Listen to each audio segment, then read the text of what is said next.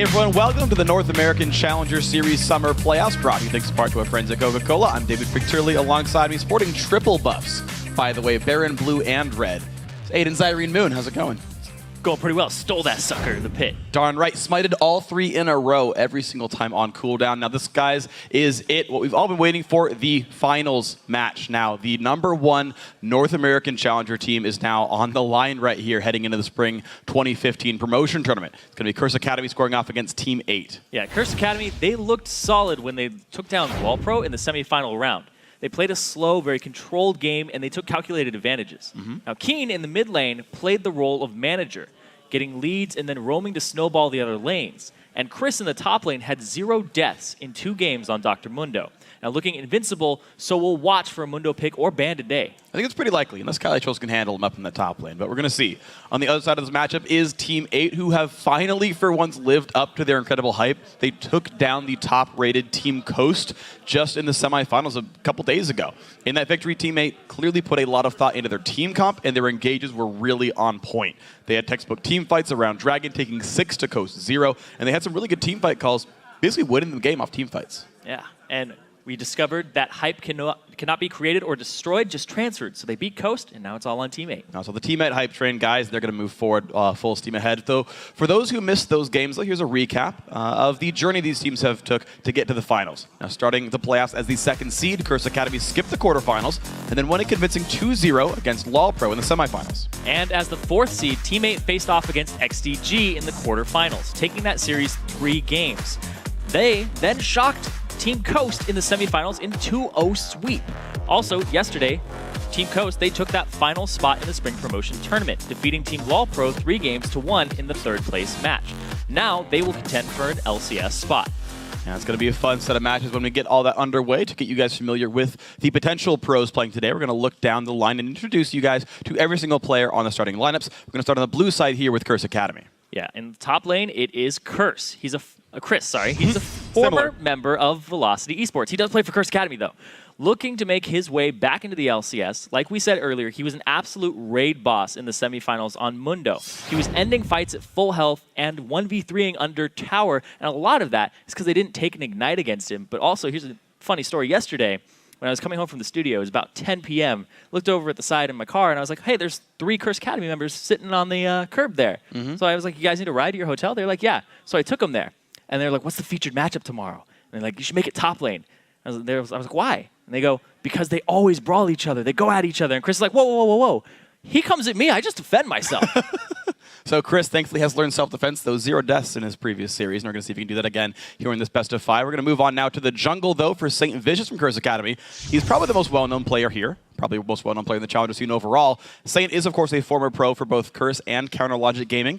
Nowadays, he's the hinge, really, on which Curse Academy swings. When Saint does well, Curse Academy wins. When he struggles, they tend to lose. But he's actually improved significantly, I would say. His Lee Sin especially is something to watch if he gets it today. Yeah, absolutely. And in the mid lane, it's somebody he's been dueling with a lot recently. It's the newest addition, Keen. He was the #1 ranked Challenger player in Oceania and a top 15 Challenger player in Korea.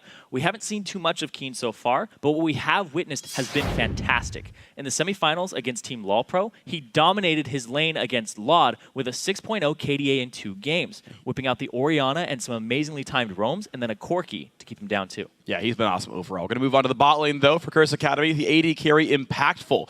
Now, this collegiate star has actually never played in the LCS before, but he's got a 5.19 KDA. And honestly, the sky's the limit for him.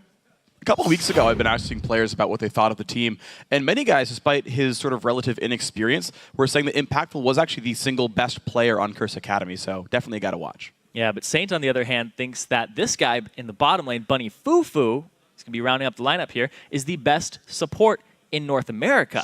As a member of the team, Bunny Fufu, he's been known as a Thresh legend, and he currently lives up to that in the semifinals against Walpro. His Zilean was also on fire. With the 2 champs, he racked up 24 assists in 2 games. Yeah, we can't stress enough, he's a Thresh god. if that champion goes through in champ select, it's going to be like an instant win for Curse Academy. You might as well surrender it 2 seconds in. But moving on over to the red side, it's the hype train, now known as Team 8. Starting with their man in the top lane, it's a brawler who just happens to be the shot caller as well. It's Calitrolls, and he freaking loves to fight basically everybody. He leads the Challenger Series in kills for Summer 2. Fights everybody. Yes, he has a very aggressive playstyle in the top lane. It's going to be very bloody there, and maybe there's going to be some assistance, because in the trees for Team 8 is the only man without an 8 in his name. It's jungler Porpoise Pops. In his 4 playoff games, which he played Kha'Zix and he also played Nocturne, he's been amazing. His map control with those champions and his engages complement his team perfectly. He's really the unsung hero of this squad, and a very worthy opponent for St. Vicious today.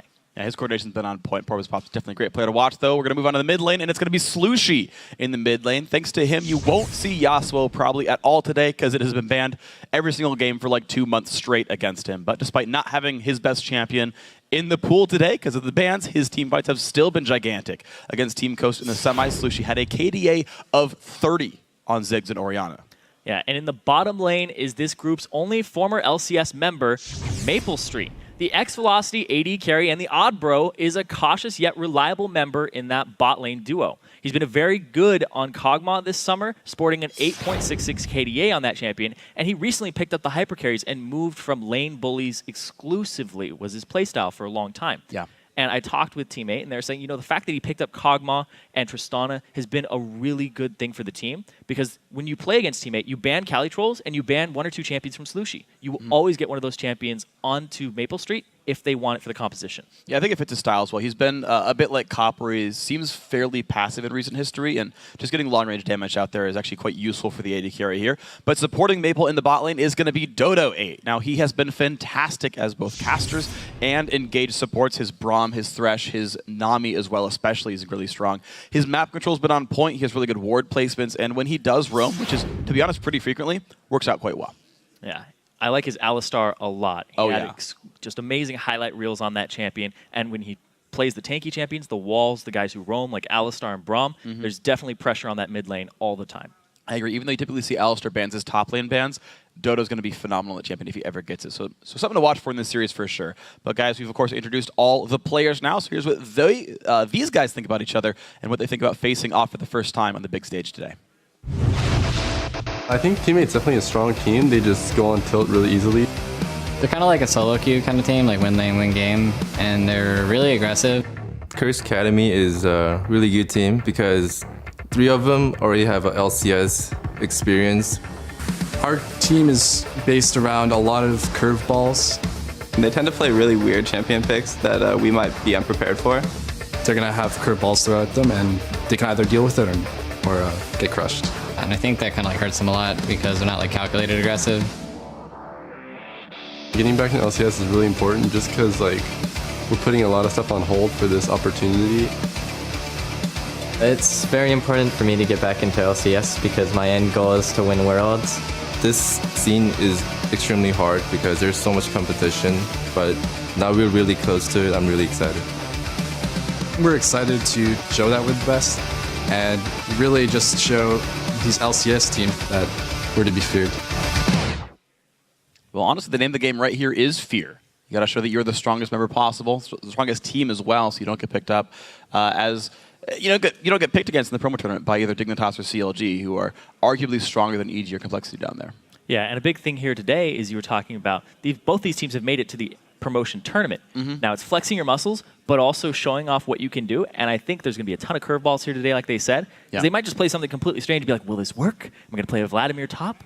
Just see what happens. You always wanted to come back out. I wanted to come out. It's been like a year. I talked with him, and apparently what's stopping him from doing it is his jungler. Because he's like, it has no gank assistance. I can't help you top lane. So he's like, play the Gragas so you can stun them, you can slow them, and then I can help you out. Yeah. Well, it's the funny thing as well is like the Gragas top for Calitrolls, even though he's not really been played by anyone else in a while, I figured it out. Calitrolls is reverse hipster. He plays things after they stop being cool. That's his champion pool. Well, he played the Kale before it was good. That's true. Okay, he does both. Popular. He played the Kha'Zix top for a long time. He was like, I talked to him. He's like, that was the most broken champion in the meta at the time, but nobody played it. And then he actually convinced Maple Street to pick up hyper carries.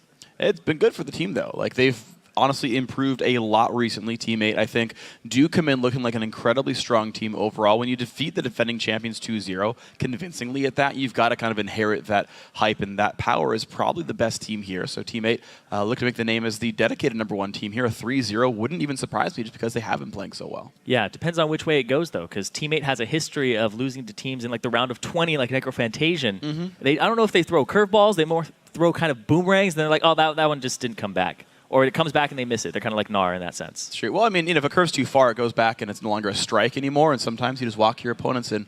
They get to first base against you. I don't know. It's a decent metaphor. But What are you doing? it was a baseball reference. They said curveball. My brain started working. I try to think of things to say here. It started working just in that moment. Yeah, I gotcha. My brain only works at 3 p.m. and later. Before then, it's completely shut off, and I don't know what's going on in the world anymore.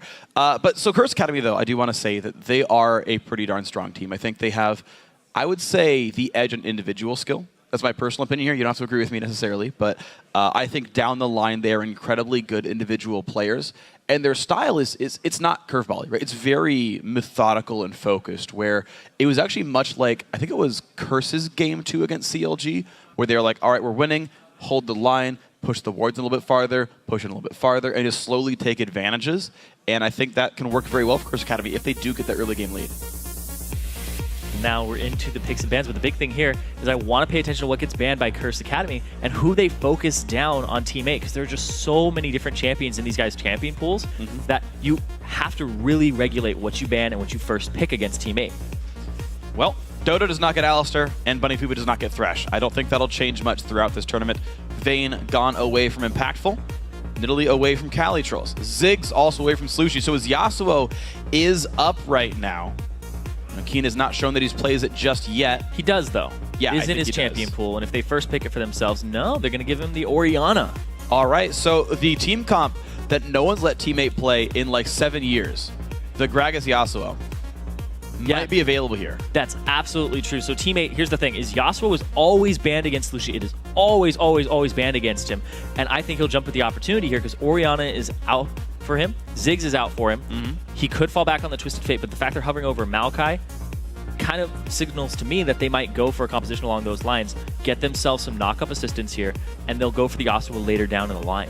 I like this choice of a Teammate, though. I actually really love this draft. They've secured, I think, the dominant support right now. Nami will win every single matchup we'll see Bunny Fufu throw at him. And, of course, the Maokai top lane is just so strong, and he even does have some Yasuo assistance.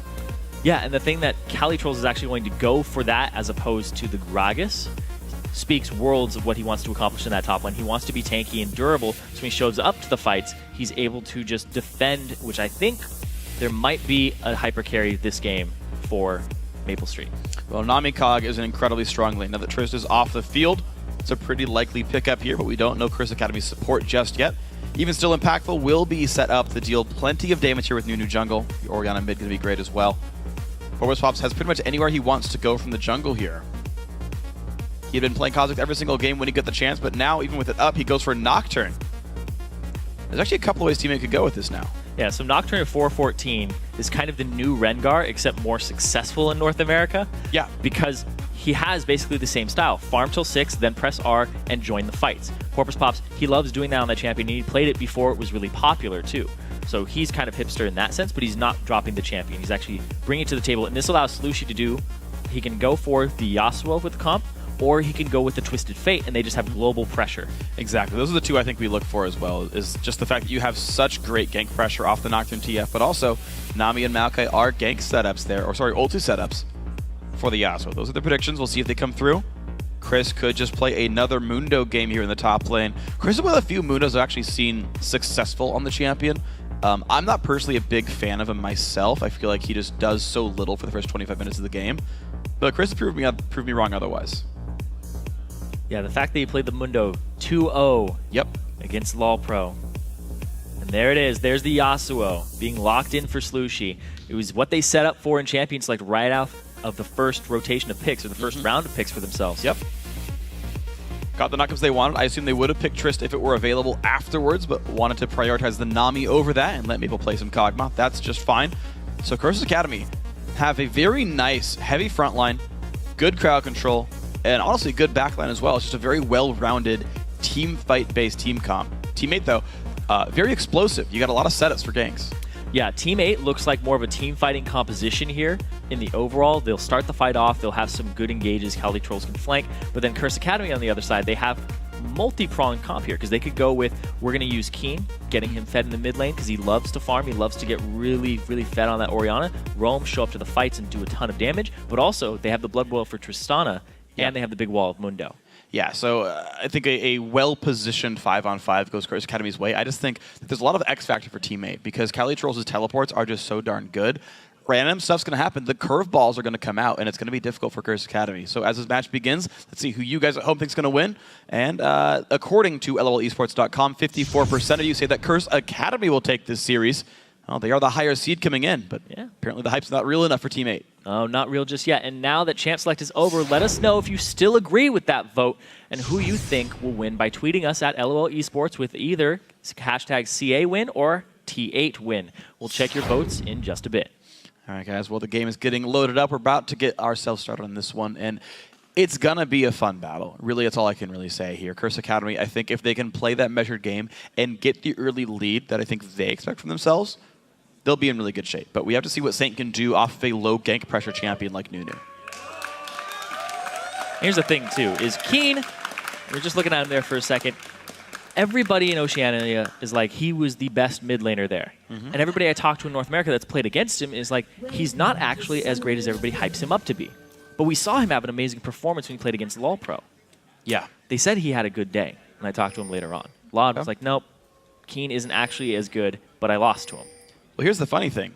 This is Keen's first live event. When he was playing pro in Oceania, he was actually playing from home in Korea. It was all online. This is the first time he's played on LAN. Some players just click on LAN. Keen so far is perfect.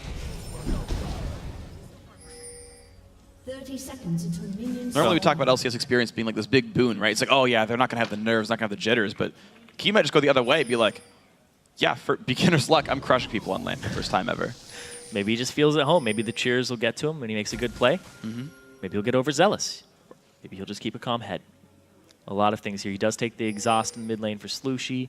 Double exhaust to deal with the Yasuo. And the Curse Academy led it through with this strategy in mind. 8 gold to Dodo. That means he's at least 17 points utility. Inferring masteries. Actually, the common support masteries now 0921, like down the board. Across the board, down the line. That's the one. Late invade for Curse Academy, though. Team 8 going to go ahead and steal away a blue buff. Looks like we will have normal lanes for everyone, but Chris will have to burn his teleport. Ooh, they're sitting in this bush, and they're going to go for the late invade, but I think it's safe. Still not going to find anything, because they're actually just swapping blue buffs here. But all 4 members of Curse Academy on the bottom side. We might just get 2-on-2 lanes here with the TP from Chris late. Well, it often doesn't hurt you too much to lose your TP this early on. It's only a 4-minute cooldown. You typically don't have to TP that early on.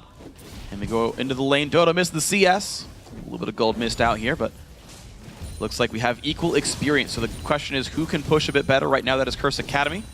They are up basically 1 minion right now.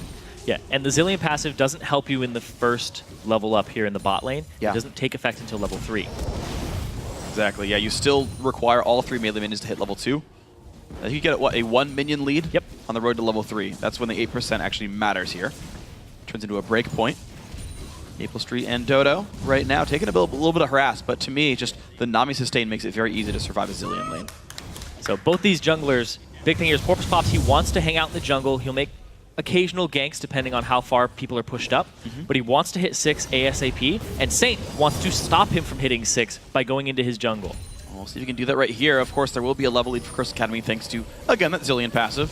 Dodo hitting level 2 lands the Bubble. You saw that harass onto Impactful, and you notice that Triss has a run a potion. Maple Street is much healthier as a result. Yeah, they've been trading back and forth, and the early harass and the extra damage from Kog'Maw and Nami is really what attributes to that. But here's Saint. He's actually in this bottom lane just chilling. And he walks away. And he finds the lane is not going any way he can gank here. Does maybe look to get around in this mid lane here. Gets a quick Trinket Ward to watch any possible gank paths of Nocturne. I do like that ward because it'll watch both the defensive counter gank as well as the route, or sort of the route down towards the river there. And this Oceania superstar of Keen played for Curse Oceania. He hasn't lost lane to my knowledge. When I talked to the Australian casters, they were saying that he always wins lane, he always capitalizes off of his lead, and he roams at really good times. His timing of roams is really what made him the best mid laner, because he will clear, leave lane, or he'll win like a 2-on-2 skirmish, and then he will leave lane immediately instead of pushing and just go top and create another advantage for his team. Well, right now that might be what Keen needs to do here. Teammate now winning a bit of the fan vote on Twitter, and Slushy is outlast hitting Keen by a little bit in this early game. So far, Teammate holding the smallest of edges just from the laning phase. But to me, it really matters on what happens for Dragon number 1. Does Chris Caddy get the control with the Nunu jungle? Or does Teammate use their really, really good teleports to turn it around? Just a prediction, I think we'll wait until the level 6 for Porpoise Pop. He'll look bottom, might be a TP from Cali Trolls, and then they'll try to capitalize with a Dragon. And Teammate, I think they'll make the first move based on their composition. That's really what I think is going to happen here. I agree. I think they do have the better opportunities for being aggressive here. So Chris Academy should be on their guard a little bit. So far, so good, though. Nothing really catastrophic happening on either side. Yep, it's just farm time right now. But, oops, Lushi goes a little too far forward and eats a turret shot. And a dissonance. Keen actually getting some good damage back down here. He is actually heading CS. Yep. He's going to be up about 6 by the end of all this. 5. Darn. That was close. Saint, though, making his first aggressive move, though. He's walking into the enemy jungle. No wards in inventory. Just wants to try to counter jungle. But wolves are gone. Nope. Says, never mind. Takes the white. Spots the blue just to have the marker gone. Smart choice there. Takes about a half second to do that. And very quickly grabs that away. Yeah, no deep wards here from Cursed Academy. And Porpoise Pops, he's actually looking top at the moment. He's going to walk over a ward if he gets out of that bush. But here comes Saint to the bottom lane, and this is the first gank of the game. Bubble onto Saint, though, and Maple's going to be fairly safe in this one. Meanwhile, top lane, there is a fight. Chris has already burned his flash, but he's going to take damage already. Now down to 300 health. Will they keep chasing? Porpoise Pops just takes a cleaver and can't do much more. But Chris out of summoner spells and no TP for 30 seconds. Yep, trying to get the Mundo to back before the level 6 and possibly trying to kill him under his turret. It's a good move there and a good timing by Porpoise Pops to make that gank happen. And Mundo will have to walk back, so if Calitrolls can push fast enough, or I guess freeze for long enough, he'll actually deny a bunch of experience here. That could be a very good thing for this teammate top laner and makes the gank worth it overall. So, you know, I was talking about how Cali Trolls comes at Chris and Chris just defends himself. Yep. I talked to Cali Trolls earlier and I was like, is there actually something there? And he's like, well, I'm a nice guy and Chris is the only person on my ignore list. For the last year and a half, he's the only person. Wow. So apparently he BM'd him one time and said something. He's like, that's it. Had enough. And you know he's at his end of his rope if he doesn't have anybody else on there. He's the only dude. Yep. Trying to get he got revenge. crisscrossed. Ooh. X'd him off the list. Nunu not finding his way in on much, though. St. Vicious just doing some pretty sparse counter jungling, but not much else. Bot lane, you're seeing the pressure come in. When those bubbles land, Dodo is a very good nom, and you can see what kind of pressure that provides. First recall did go to Tristana, has a BF sword and a couple of potions for himself.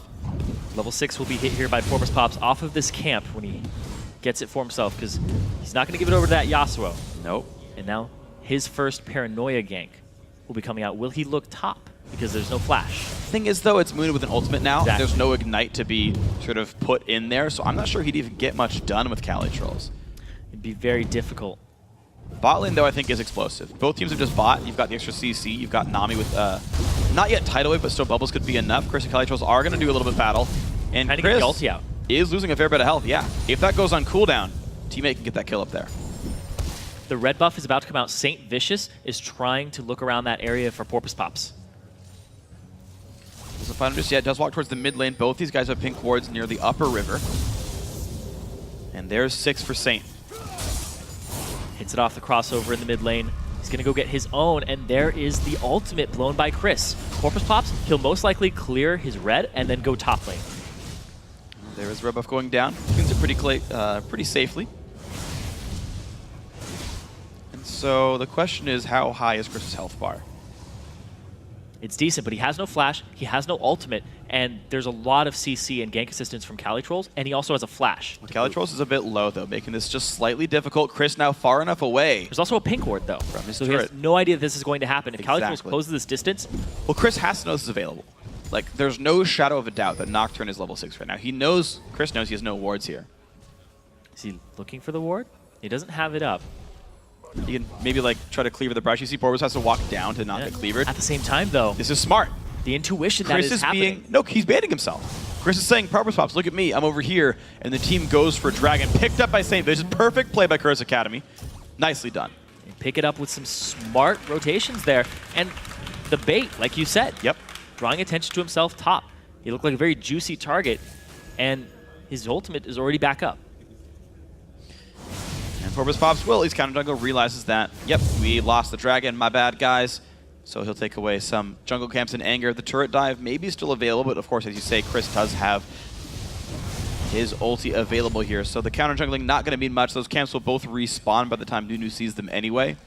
So really not much gained here for the last minute or two by Porbus Pops. He's looking top. The ward placed in that here. bush. All right, smart of him to wait there. He's going to go... Didn't wait clear there. this? He's passed it twice now. Aww. Doesn't clear the pink ward. Doesn't even look for it. Yeah. Well, again, Curse Academy are safe. They know what side of the map Nocturne's on. They know who's available to be ganked.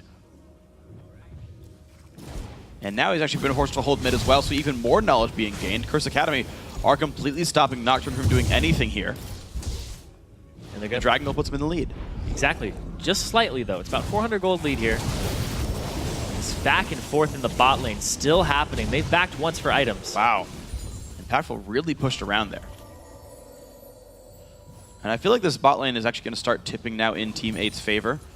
Until you really complete 2 items on Tristana, you start falling away against Kog'Maw, who actually spikes much earlier on and then holds up there. He didn't get the Trinity Force first. He's going towards the Blade of the Rune That's what he always does. Maple's build is always Rune King Triforce. Every AD carry I've talked to is like, I don't know why he does this. Talk to him. Yellow Pete was in yesterday, and he's like, yeah, I don't know what he's doing. It's like, I don't know, man. It's a weird build. Yeah. Up top, though, the aggression. But Cali Trolls did see St. Vicious going through. Goes in, going on the key, and gets exhausted and dodges away from the shockwave. Slooshy. Perfect. This is why you don't give him Yasuo the aggression. Even though he had the exhaust used on him, he didn't blow his ignite. He didn't go for a full all-in. Nope. Knew what kind of damage he could deal with exhaust on. You can't keep chasing that. You will die under the turret. So it's actually a very obvious choice to dodge away. Like, honestly, Slooshy made the only play available to him. Keen didn't respect that or realize it. And Saint, he's forced to hold the mid lane instead of counter jungling.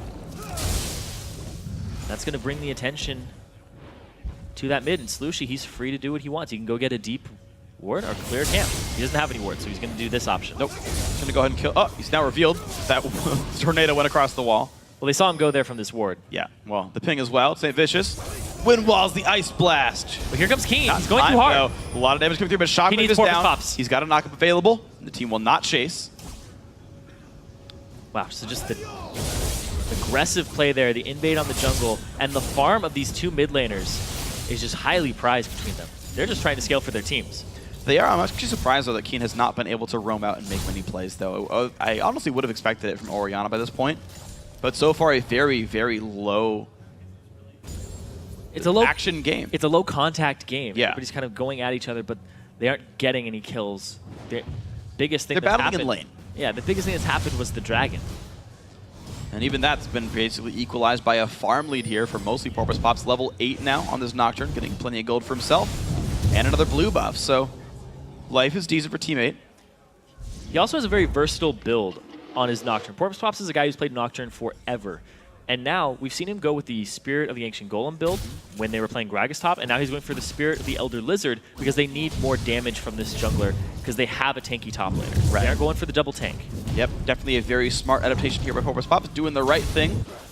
Blue buff to Keen. And actually to correct my previous statement, the reason for the gold lead I think is Dodo actually getting a GP10 in the bot lane there. Burning up on the non-Cali Trolls and Chris doing battle. Who is even coming in though? Just the ulti pop by Chris. He's going to run away from Cali Trolls. Can Nocturne make his way in? Looks like not. Wards go down from Slooshy. They finally got that pink ward. They cleared it out on that roam. Slooshy walked through the bush. Same for Chris though. After roaming. And here he's going to find that pink ward. Saint actually shows himself.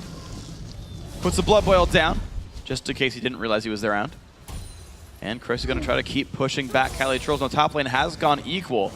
So we have to see who does better in later game team fights. Porbus Pops wants in on St. Vicious, going to get the Fear Tether down, gets away from the Shockwave, and that is the second whiffed ulti from Keen now. Oh. Impactful very low, but also in the top lane, they're just dueling back and forth. Cali Trolls is super low. He's got to be a bit careful. Cleaver's going to land one more time. Oh, Porpoise Pops is coming up, though. Can he make it happen? Chris does not have ulti. He does have flash. There's the Nocturnal. Chris the stays in the wings, flashes away, but he gets in with the root. This will be Chris going down. First blood goes to Cali Trolls with Team 8. That's what you get for Flamin' Cali Trolls. You get on the ignore list and you get ganked over and over again. Cali Trolls clearly did not ignore Chris in that top lane, though. No. He was out on the whole time. Bot lane Bad now blood. under fire. But Nunu's coming to flank around. It's going to be a 3-on-2. Saints coming. Saints coming around. If he gets in a good position for his absolute zero, he will slow them He's long away. enough. 1, 2 people hit by Here it. comes the TP. coming in from Cali Trolls. The flash out for Maple. There he Cali is. goes The for Maokai Impactful. roots in Impactful. He's going to get revived by Zillion, but now can he get away afterwards? Saint very low. TP in from Mundo, and this will be a good re-engage. Dodo going to lose a lot of health. It's a very, very fast Mundo. They have to back up because the mid laners are coming in, and Keen doesn't have his shockwave just yet, so it would be a lost team fight. It's coming up. Looks like they're going to stay all right. Now he has it, and he's good to go. All right, ulti's burned, summoner spell's burned, and nothing ultimately happens. 5 seconds on Dragon, though.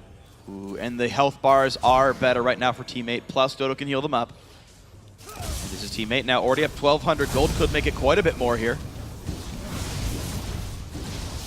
Keen does have Shockwave. He's level There's no 11. jungler here. The knock by the Oh! Bunny Fubu. In goes Lucy. Exhaust is on. And there comes Maokai. Dragon already taken. There's a Shockwave. Picks up one. That's Dodo going down. Now Keen on the run. One hit from dead. Slushy gets the tornado. Double kill for Yasuo. Slushy, you have to ban the Yasuo against him in this adaptation by Curse Academy, leaving it open and thinking they could deal with it. I don't know what's going to happen. They went for that Dragon, even though Saint wasn't around to smite it. And that is teammate doing perfect things right here. 3,000 gold lead. Walking away 3-1 in the map. Perfect. Yeah, and they don't lose anything for it. They don't get an objective traded against them. All 5 are on the bottom side of the map, of course. It's a very, very clean situation. The lanes hold stagnant for a while. And hey, look, even Porpoise Pops grabs mid. Yeah, he's going to go clear up this farm and just push it out, and that's going to draw Keen back in there. Keen, he does eventually get a good shockwave, but Bunny Fufu, one-man ultimate there from Slushy. He chases that down with the flash. Keen does end up killing Dodo. But the big thing there is that puts Slushy, the ultimate, on the opposite side of Curse Academy. So they effectively got a flank mid-fight from that. It's beautiful stuff. And so Team 8, their team fighting was what we thought was so good about them, and you can see it right here. The slow and steady pace of Curse Academy not quite paying out there. Nocturnal comes in again for Chris. Pop's ulti does not have flash. The fear will land. Red buff is there. The slow from Maokai as well. He's not in range for the root, though, and that will not be anything else picked up. And that's going to be Chris getting back up to full HP here. And the gank effective for just an ultimate. Yeah, ulti's traded, not much used, though. So. That's going to be a gank mid, though. But it's not going to do much. Slushy just walks away cleanly, and even still, like, Saint's not going to be that good of a ganker. They're collapsing. They're leaving Maple bottom, but Curse Academy, they're drawing all of their team to this mid lane to try and push a turret. The Curse Academy are here first, and they've got damage on this turret available. Good damage. The Blood Boiled Impactful doing good work. You can see it losing health pretty rapidly. A wind wall used to block an Ice Blast instead of the damage to the turret there. A little questionable, but look at this. Chris going on to Cali Trolls. He doesn't have his ultimate, but it's almost back up. The sustained battle, though, plenty interesting. Of course, early Spirit Visit helping Chris quite a bit, but he's already gone for the Ninja Tabby as well, knowing he will have to deal with Slushy and Maple Street later on here. And that's the objective trade, too. Teammate, they left Maple Street in the bottom lane, like I said, and he pushes a turret down while Impactful is mid, and they don't even get a turret in the mid lane in favor of Curse Academy. And look what happened now. It's a 25 CS lead for Maple Street because of all that time wasted by Impactful. Sure, that turret's low, but it's not been picked up yet. Teammate still getting farther and farther ahead here.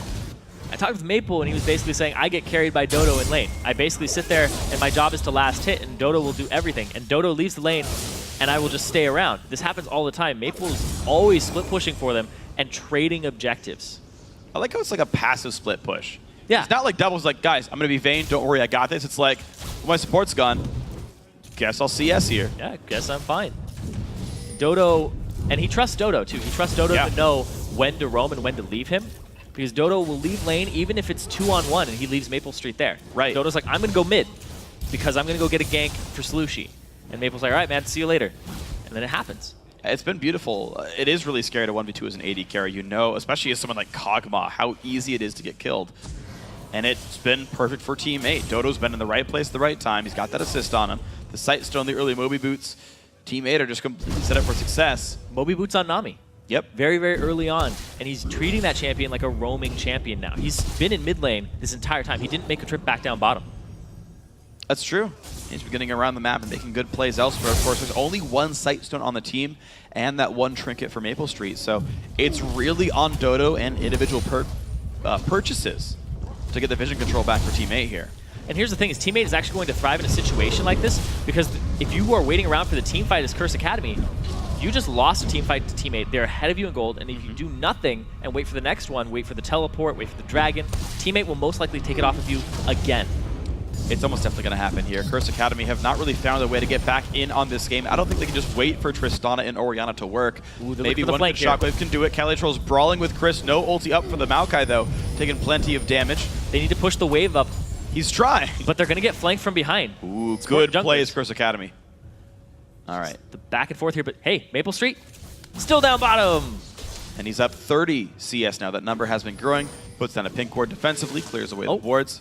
He's leaving. He realizes mid lane's getting pushed in and getting called into action here.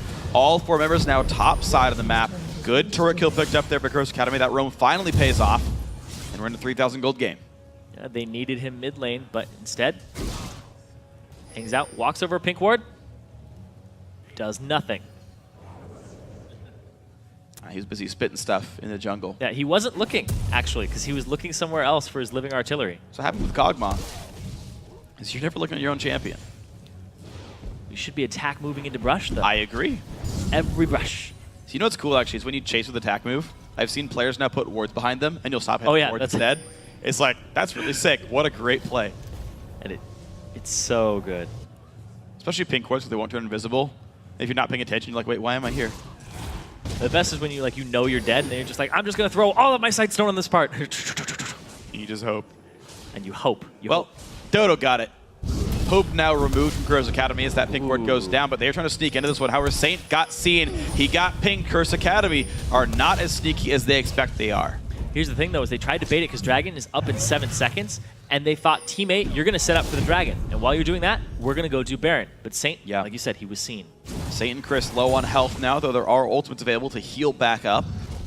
Curse Academy going to be all right there. Kylie Trolls removes the pink ward, continues ward dominance over that side of the map. Aegis picked up for Kelly Trolls as well, so very team fight focused. He's trying to get in onto this team. He used his ultimate. The ulti really early.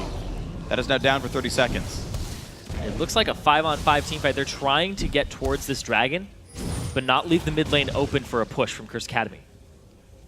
Well, Curse Academy, though, they want to push, so it's really leaving Teammate on the back foot here. The first really aggressive move we've finally seen from Curse Academy here. They're waiting on Maokai so far. They're waiting on Maokai ultimate from Cali Trolls. He's looking for a flank. He's sweeped. 10 seconds to go. He's going to try to walk around. They could deny the vision with Porpoise Pops' ultimate as he walks by. The soccer ball comes down. Trying to push in. They see Maple, so they know this would be a 3-on-5 if they just went in. Well, pink wards once again being removed on both sides. Curse Academy now the inside track on Dragon.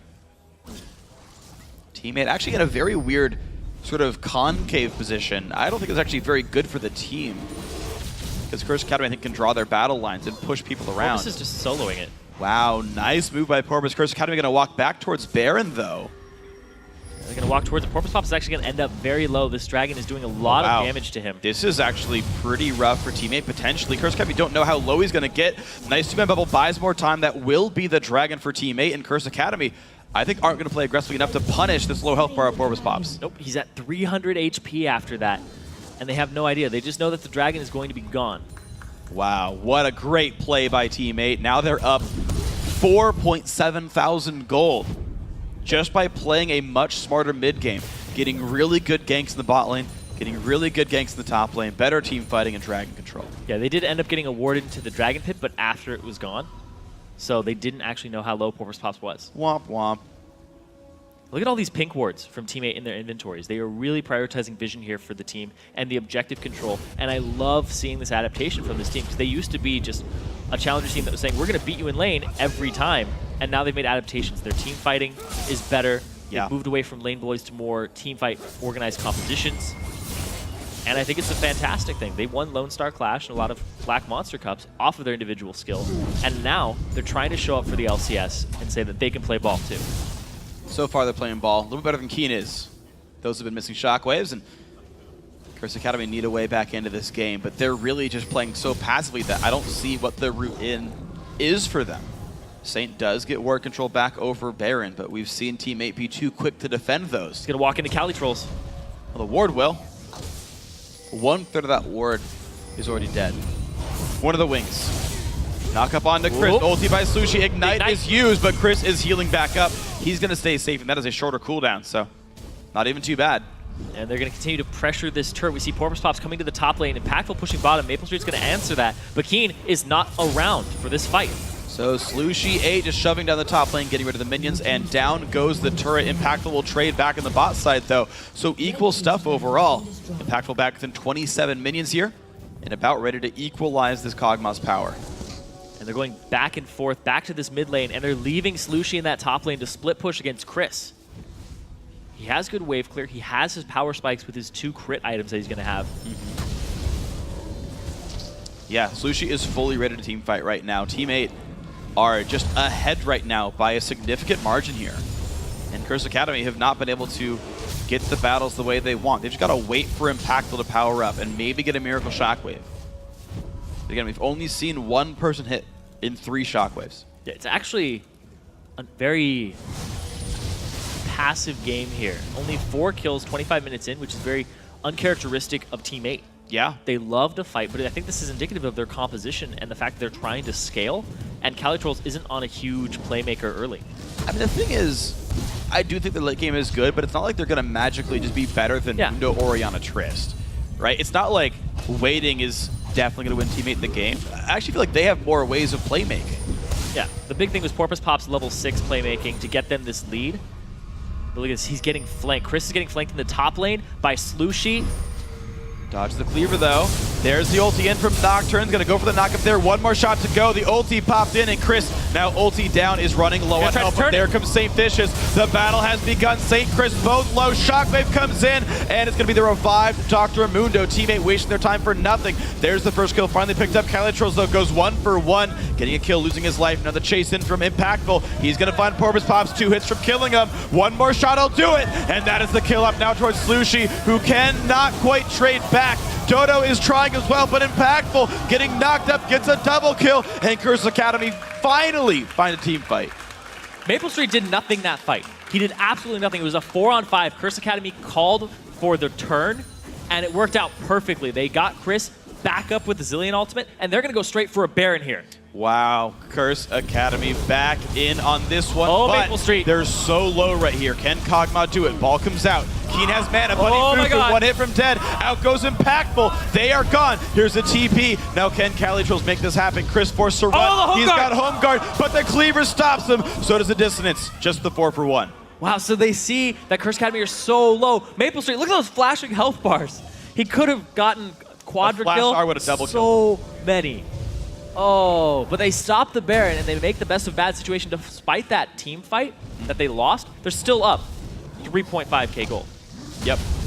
Well, when you get kills and just kills. I mean, yeah, 3 kills are nice, but that's all you get. It's not too bad. Yeah, Maple Street does nothing this fight. He sits mid lane, pushes it out, and then doesn't even join the fight. They try to take down the very tanky Mundo. They blow a lot on him. The Paranoia is down. The Last Breath is down. Dodo finally joined this fight, but Keen shows up, and he's able to just zone out. Cali Trolls is really, really low, and then Impactful. He has the red buff at this point, and he just resets, flashes forward to get this red buff. He gets a refresh off of this too, and jumps again for Slushie. Slushie tries to turn it. He almost takes out Impactful, but the double exhaust that Curse Academy brought is exactly what the doctor ordered. It was beautiful. And so Curse Academy very good at not dying then. Big front line, shields, revives, and long range otherwise. So life is okay. 3,000 gold game. Definitely very close now. And we've seen what the team fight comp of Curse Academy can do. Impactful goes for actually a higher damage build of Phantom Dance per second. A little bit more damage you're going to get from Static Shiv here. So the end game spike will be massive for this Trist if Curse Academy can keep holding on. I don't know if anyone can actually deal with that damage output. Here's the thing is Maple needs to be a part of these fights. He really, really does. It's a 4-on-5, you know, it just sounds like Captain Obvious right there, but he needs to be a part of these fights. He didn't even push down a turret. And Dragon's up, and they're going to make a move for it here. Ooh. Good chunking there. TP. And the flash ulti from St. Vicious, big damage comes through, but no one takes the ulti from the Absolute Zero. Slushi trying to go away, but he goes down first. The revive onto Nunu, a 1-for-0, and again, in comes Impactful. He's gonna get Porpoise Pops, he's gonna get the reset, goes over to the Wraith camp, and teammate forced away again and again and again. A big part of that was the teleport from Chris. He TPs after Calitrolls uses his root and Arcane Smash, and he has nothing to interrupt it with. He just gets it cleanly then. Curse Academy getting a good fight for themselves. That's going to be a dead Baron. Porpoise Pops is gone, and a good smite from St. Vicious securing the first Baron of the game for Curse Academy. It puts them only 1,000 gold behind Team 8, but they also have these temporary combat stats. Be careful, he's fast. He's got cleavers. Oh, he's even got faster. dissonance. There's Calitrolls. A nice bubble could stop them. Great Voidus as well, but Impactful says, you know what? I chase people down for a living. Chris going to do the same. Calitroll's going to die. And he's going to go in, try to get something for this, possibly a Zillion ulti, and he does.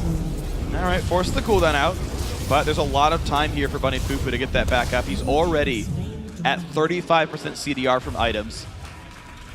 It's already a third of the way back up. And that's going to be a 1,000 gold lead now for Curse Academy, and the Baron buff still taking on them. One of their first leads of the game, because Teammate had control of it throughout the start. Yep.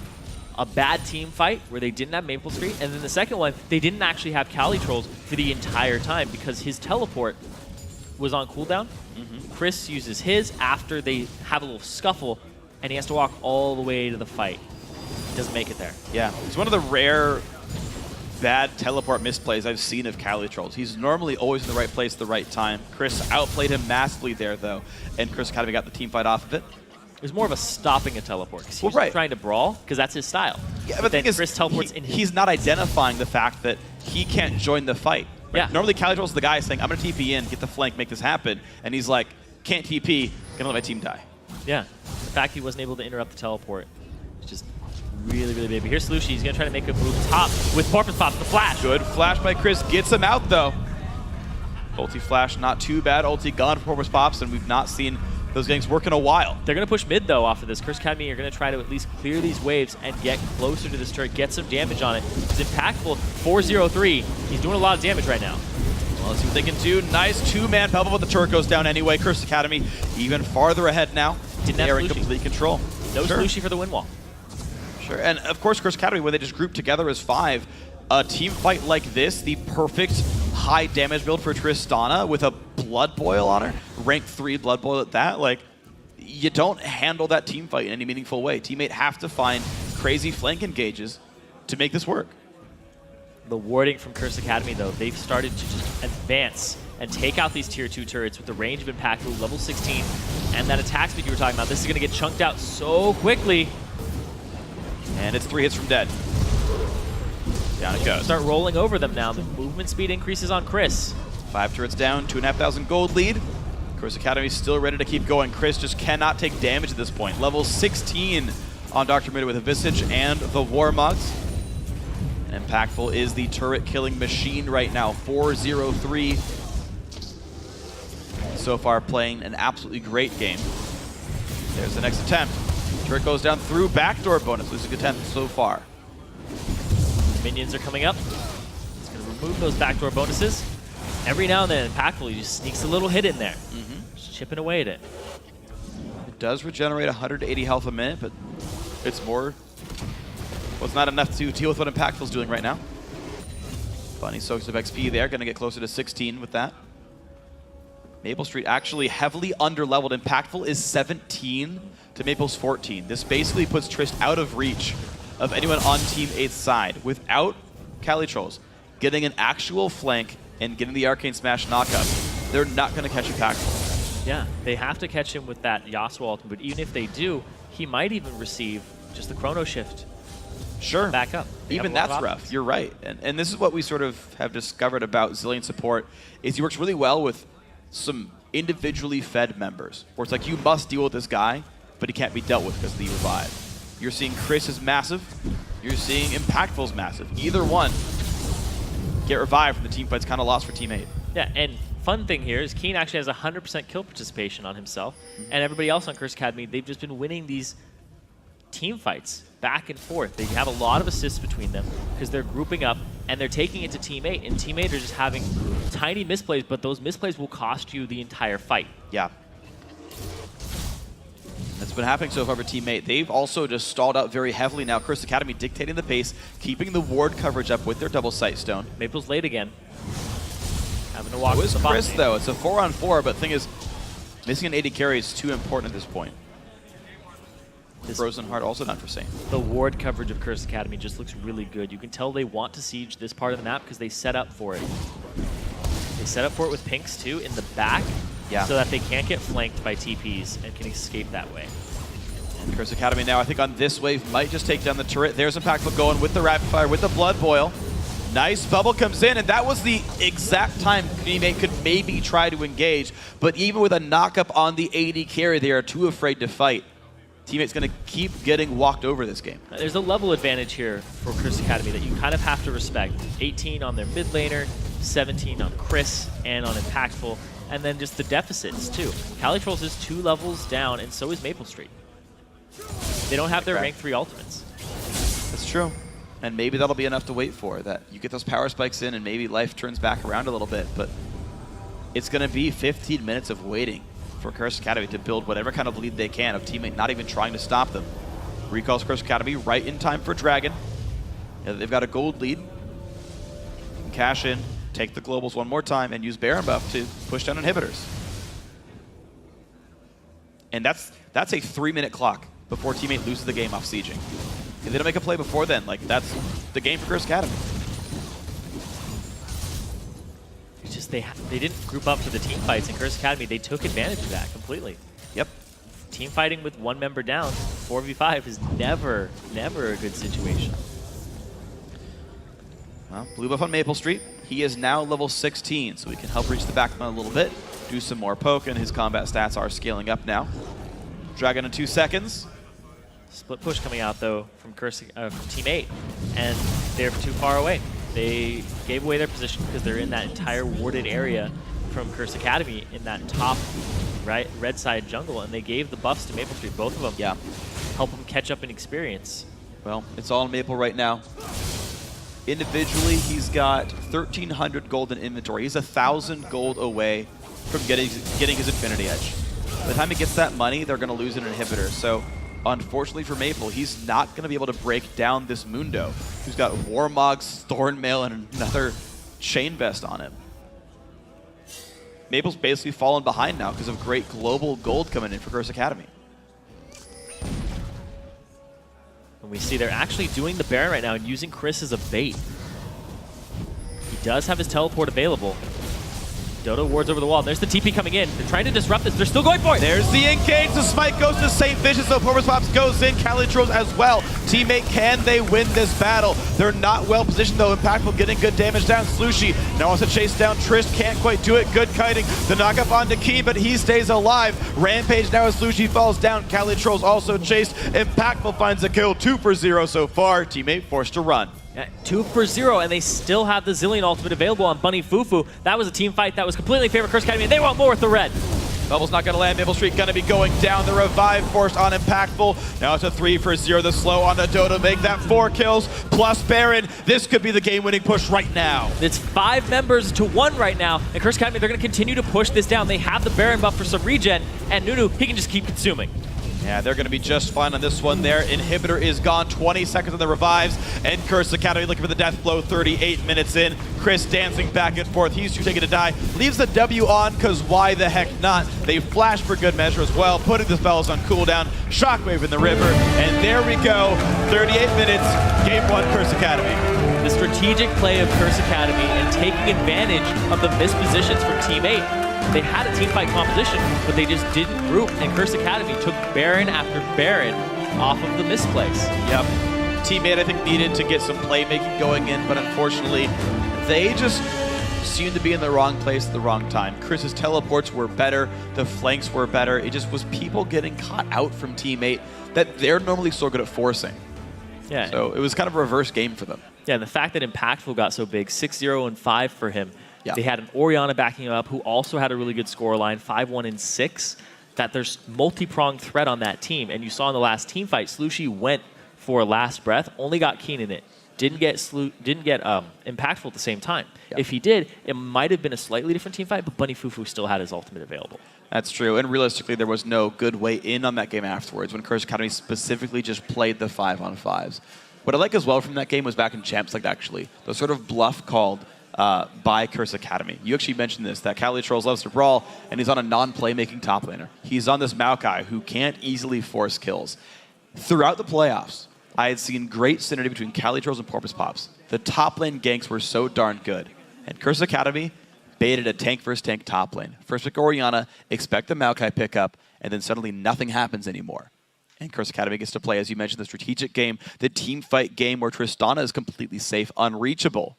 And look what happens. Yeah, and most of the Dragons went to teammate at the start of the game, the first 3 or so. The very first one went to Curse Academy to put the goal back to equal, and then teammate tried to control. After that, the Dragons that were worth a substantial amount to them just got them further and further ahead, but then they threw that lead away. Maple Street pushing bottom, pushing mid, not being a part of that fight, and then the next fight right after that cost them even more and got the Baron onto Curse Academy, and then they just started to walk away with the game. Yeah. Their warding and their ability to close out the game from Curse Academy definitely looked better. They were able to just hold off, then keep the pressure on when they did have a lead. Yeah. So that was a big problem there because teammate, they didn't continue pressure because they could have grouped as 5 and continued to push with that lead because they had a distinct advantage in 5-on-5s. Yeah, and they played it just kind of slow. And there's a lot of really small to moderate things that I think contributed to this loss. I think the biggest one, you're absolutely right, is the fact that teammate failed to use their lead against a team that's like, when we get our spikes in, we're going to team fight you and just go for it hard. But also the fact that Kog'Maw, his build sucked, 24-second, can't kill Mundo, and you saw Chris be unstoppable there as well. One death game, gave away first blood from a repeated attempt gank top that finally paid off for teammate, but otherwise, great plays all throughout the lineup for Curse Academy. For now, we're going to throw it over to the experts at the analyst desk to break down that victory by Curse Academy.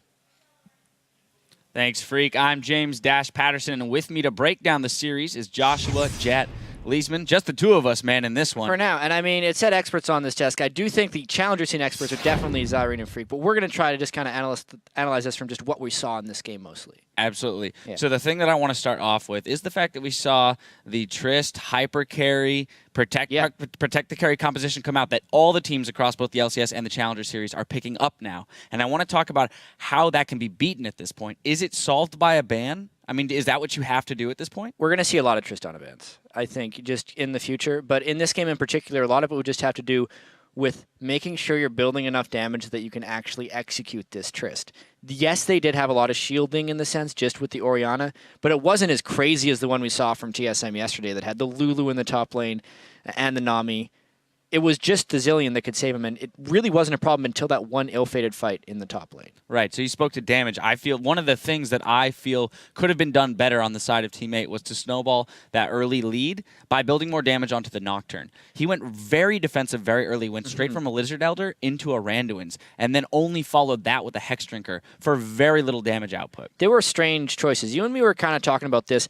Every item build can work in the right circumstance, as we saw from Quas when he did Frozen Mallet, Bloodthirster on Nidalee after Trinity Force, right?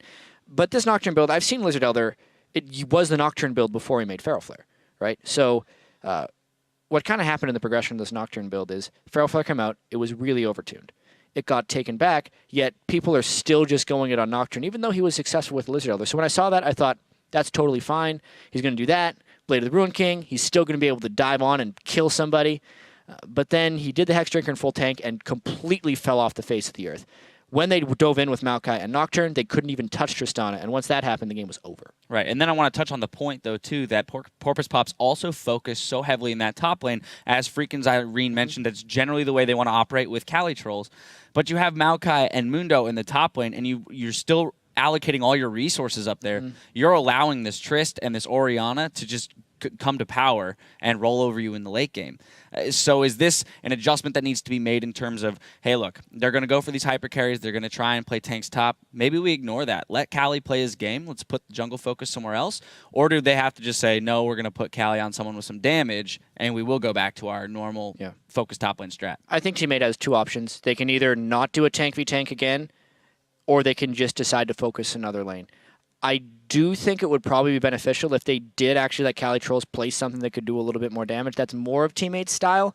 But honestly, they did make it to the finals, and they did 2-0 Team Coast, so they should be able to make an adjustment. All right. And they also, though, there weren't a ton of jungle bans coming out there, so it's kind of an interesting pick with the Nocturne. I mean, I understand the dive potential there, the engage that you have from Mao and Nocturne, but also, like, early pressure junglers, right? Lee Sin, Elise, we're not seeing them as much anymore. Understanding that those nerfs did come through that hurt them a little bit, but not entirely too much. And so I'd be interested to see a little bit of that early game jungle pressure creep back into these games. It could absolutely happen. Nunu seems to be king here in North America. Every region has their little pockets of their most powerful pick.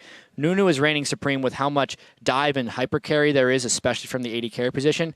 It's hard to dive through a Nunu. And he makes the guy more powerful, which has been king so far. All right. Well, let's jump into a replay here. We're going to go 26 minutes into the game. We got a 4-for-1. This is an interesting choice here. Again, the focus onto the Mundo. If we can go ahead and roll this clip out. It was absolutely the breaking point of this game. They had Slushy, so they had a lot of their damage there with the Nocturne, and they thought, let's just kill this Mundo. The tank will be gone. Then they can do whatever they want. Except Curse Academy came back at them. Notice that dive was done without any vision control, which was really the damning thing.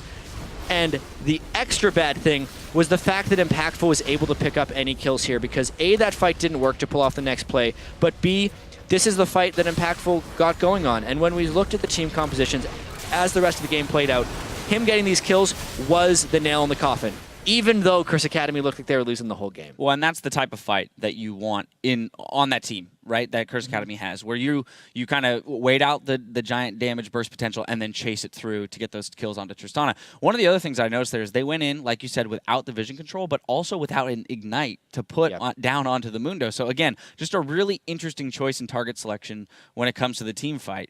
They would have been much better off looking for a fight to go directly onto the Tristana at that point, who didn't really have any power. The strange thing is, I think one of the things that makes Teammate such a fascinating team and a fan favorite from a lot of the people in the Challenger scene is they make plays like that.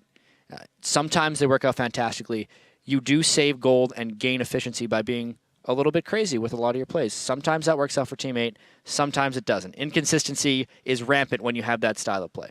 All right. Well, all that being said, right, we have to give credit to Curse Academy for turning that game around. They played very well. I think that having a few of those veterans on the team probably plays into the composure that they played with.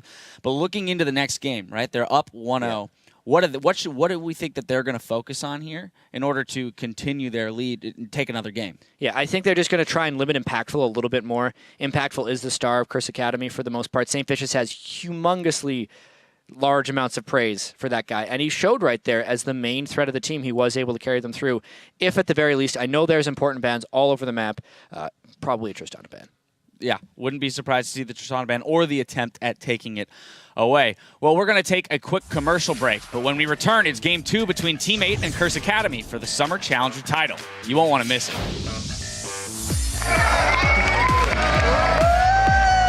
The knock by the Bunny Fubu. In goes Lucy. Exhaust is on. And there goes Maokai. Dragon already taken. There's a shockwave. Picks up one. That's Dodo going down. One more shot will do it. And that is the kill up now towards Lucy, who cannot quite trade back.